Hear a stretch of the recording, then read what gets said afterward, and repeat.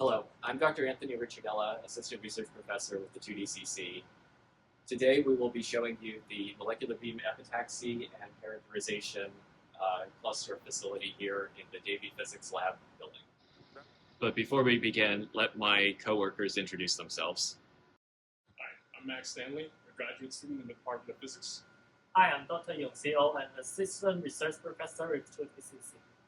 We'll be giving the virtual tour of the molecular beam epitaxy and characterization cluster in the 2DCC growth facility located in the Davy Lab Physics building.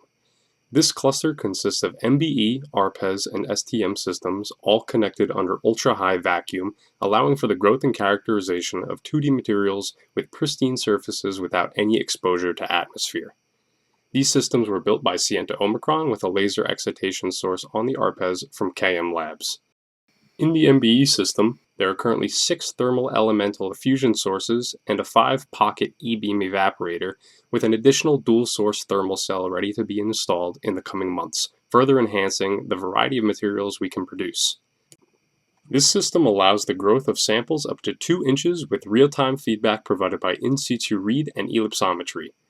With this system, we have studied a range of materials of contemporary interest, including topological insulators and semimetals, 2-dimensional ferromagnets, and 2D superconductors. Sample grown on 1-inch flat holders can be transferred for characterization via the robotic arm in this rotor chamber to the STM or RPES system. The RPES system allows mapping of the band structure of materials using the photoelectric effect. The samples are illuminated with high-energy photons, and the ejected electrons are collected by this hemispherical analyzer, allowing their energy and momentum to be mapped.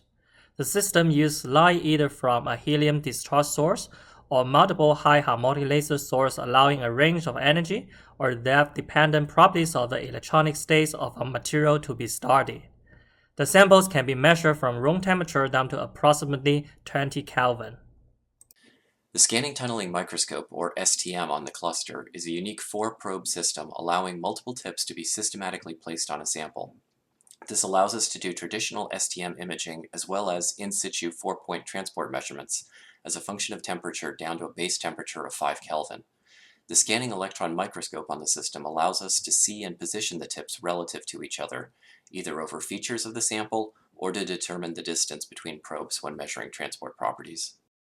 Inside the cryoshields in the chamber, you can see 2 of the STM scan heads in the sample location. The other 2 scanners are accessed from a door on the opposite side of the system. A large amount of in vacuo sample storage is also available in this chamber.